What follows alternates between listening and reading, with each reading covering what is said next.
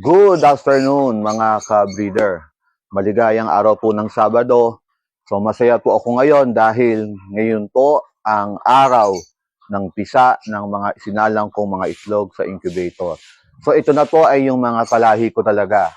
So ang mga nakasalang ko ay Pure Joe Good Gray, Butcher na Pure, Larry Carter Wingate, Duke Halsley Kawanayon, at yung tunghuli ay ang Paul Spark Gray cross sa Kawanayon Gray ng El Toro.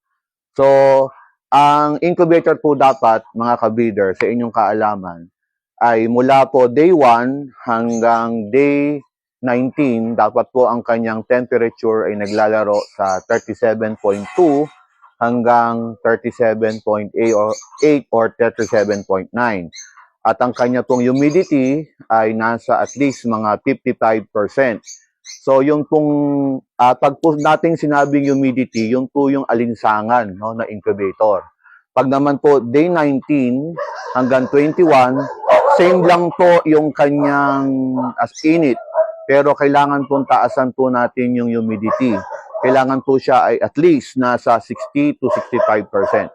So, lagi po nating tatandaan na kailangan po nating i-monitor lagi ang ating incubator para alam po natin yung tamang temperatura at alinsangan. Malalaman po natin kung tama po yung alinsangan ng ating incubator ay merong pong paghamog doon po sa salamin.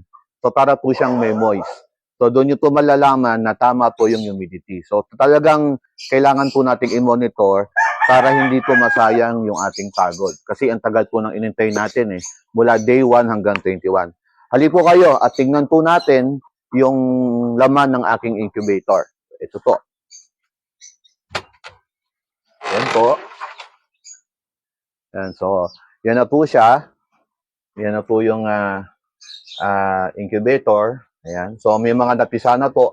So, yan po ay mula February 3 hanggang 6 or 7. So, ayan po. So, medyo marami-rami na po. Kaya nakakatuwa po na makita yung mga sisiw, no? Yung pagod po at hirap na pagbibreed. Ayan na po. So, konting tiis na lang po at pwede na po siyang i-share sa mga kapwa ko ka-breeder.